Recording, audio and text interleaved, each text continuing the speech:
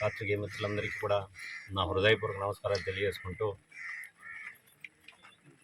కే గంగవరం మండలంలో కోట గ్రామానికి ఆనుకొని గతంలోనే, నేను ఇప్పుడని చెప్పట్లేదు కానీ గతంలోనే రొయ్యల సాగు వ్యాపారం అక్రమంగా వ్యాపారం చేస్తూ ఉన్నారు. ఇది ఇక్కడ గ్రామానికి ఉన్నటువంటి పెద్దలు కానీ ప్రజలు కానీ అనేక సార్లు ఇక్కడ స్థానికంగా ఉన్నటువంటి అధికారంలో ఉన్నటువంటి ప్రజలకు కానీ నాయకులు కానీ వారి దగ్గర రావడం జరిగింది.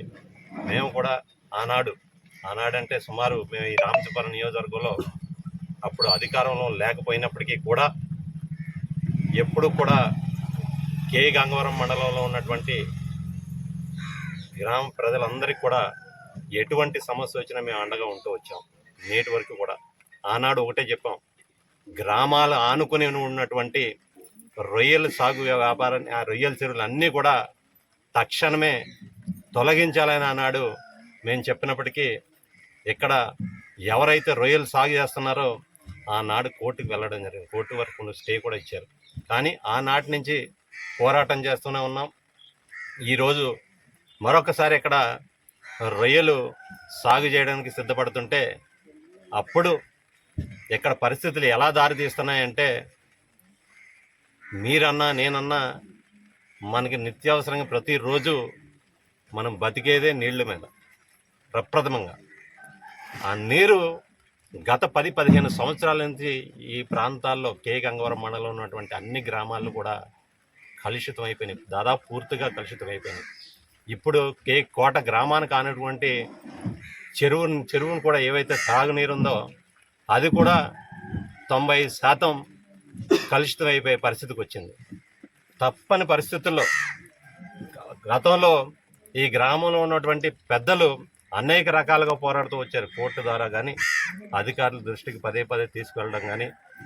ఇప్పుడు మీరు అందరూ కూడా చూస్తూ ఉన్నారు ఈ గ్రామంలో ప్రతి ఒక్కరు, అంటే కుటుంబ సభ్యులు అందరూ కూడా రోడ్డుని ఎక్కారంటే ఇక్కడ పరిస్థితులు ఎలాంటి పరిస్థితులు దారితీస్తున్నాయో మీ అందరూ కూడా గమనించాలి. ప్రతి ఒక్కరికి కూడా డెంగ్యూ కానీ, మలేరియా కానీ, వైరల్ ఫీవర్స్ కానీ, చాలామంది చనిపోవడం కానీ, ఇక్కడ ఒకటి కాదు అనేక రకాలుగా వ్యాధులు దారితీస్తున్నాయంటే ఇక్కడ పక్కనే ఉన్నటువంటి రొయ్యల చెరువుల వల్లే. రొయ్యల చెరువులు వ్యాపారస్తులకి మేమేమి అడ్డంకి కాదు. వాళ్ళు ఏమన్నా చేసి వ్యాపారం చేయదలుచుకుంటే గ్రామానికి ఆనుకుని కాకుండా దూర ప్రాంతాలకు ఎక్కడో పర్మిషన్ ఉంటే అక్కడికి వెళ్ళి సాగు చేసుకోండి తప్ప గ్రామానికి ఆనుకుని ఉన్నటువంటి రొయ్యల చెరువులు అన్నీ కూడా తక్షణమే తొలగించాలని మీ ద్వారా నేను అధికారులు కోరుతున్నాను. మీ అందరికీ కూడా వైఎస్ఆర్ కాంగ్రెస్ పార్టీ తరఫున ఈ కోట గ్రామంలో ఉన్నటువంటి ప్రతి ఒక్క కుటుంబ సభ్యులందరికీ కూడా ఎప్పుడు కూడా అండగా ఉంటాం. తొలగించే వరకు మీ పక్షాన్ని మేము పోరాడుతూనే ఉంటామని ఈ సందర్భంగా మీ అందరికి కూడా తెలియజేసుకుంటున్నాం.